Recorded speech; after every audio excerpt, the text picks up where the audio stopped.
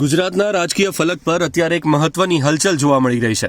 આમ આદમી પાર્ટીમાંથી રાજુભાઈ કરપડાએ રાજીનામું આપ્યા બાદ કોંગ્રેસ તેમને પક્ષમાં લેવા જોર લગાવી રહી છે. ત્યારે હવે સમાચાર મળી રહ્યા છે કે ખેડૂત નેતા રાજુભાઈ કરપડા અને કોંગ્રેસ પ્રદેશ અધ્યક્ષ અને આંકલાવના ધારાસભ્ય અમિતભાઈ ચાવડા વચ્ચે બંધ બારણે બેઠક થઈ હોવાની ચર્ચાએ વેગ પકડ્યો છે, જેમાં કોંગ્રેસના અન્ય નેતાઓ પણ હાજર રહ્યા હોવાનું જાણવા મળી રહ્યું છે, જેથી રાજ્યના રાજકીય બેડામાં અનેક તર્ક વિતર્ક શરૂ થઈ ગયા છે.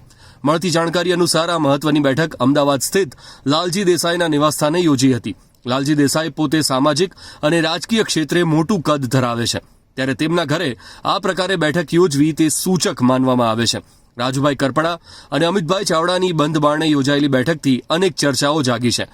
આ બેઠકમાં માત્ર અમિતભાઈ ચાવડા અને રાજુભાઈ કરપડા જ નહીં, પરંતુ ખેડૂત નેતા અને કોંગ્રેસના અગ્રણી પાલ આંબલિયા પણ ઉપસ્થિત રહ્યા હતા. પાલ આંબલિયાની હાજરીથી એવી પણ અટકળો લગાવાઈ રહી છે કે આ બેઠકમાં આગામી સમયમાં ખેડૂત આંદોલન અથવા ગ્રામીણ વિસ્તારોમાં પક્ષની પકડ મજબૂત કરવા અંગે કોઈ ચોક્કસ વ્યૂહરચના ઘડવામાં આવી રહી છે. પાલ આંબલિયા અગાઉ પણ રાજુ કરપડાને મળવા ગયા હતા. બંધ બારણે મળેલી આ બેઠકને પગલે ગુજરાતના રાજકારણમાં ભારે ચર્ચા જાગી છે. ખાસ કરીને રાજુભાઈ કરપડા અને કોંગ્રેસના ટોચના નેતાઓ વચ્ચેનું આ સંકલન આગામી ચૂંટણીઓ અથવા કોઈ મોટા રાજકીય ઉલટફેરના સંકેત આપી રહ્યું છે. જ્યારે પણ બે વિરોધાભાસી વિચારધારા અથવા પ્રભાવશાળી જૂથો એકઠા થાય છે, ત્યારે તેની અસર લાંબા ગાળે સત્તા અને સંગઠન પર પડતી હોય છે, જેથી લાગી રહ્યું છે કે કોંગ્રેસ રાજુ કરપડાને પોતાના પક્ષમાં લેવા એડી ચોટીનું જોર લગાવી રહી છે. જો કે હજુ સુધી આ મામલે કોઈ પણ નેતા દ્વારા નિવેદન કોઈ તરફથી આપવામાં આવ્યું નથી.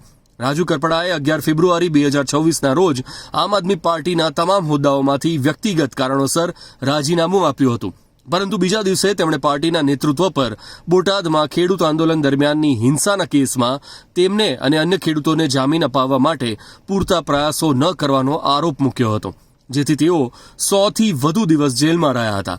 તેમણે ખાસ કરીને ધારાસભ્ય ગોપાલભાઈ ઇટાલિયા અને મનોજભાઈ સોરઠિયાની ઉપેક્ષા માટે ટીકા કરી હતી, જ્યારે આમ આદમી પાર્ટીએ તેમના રાજીનામા પાછળ ભાજપના દબાણનો દાવો કર્યો હતો.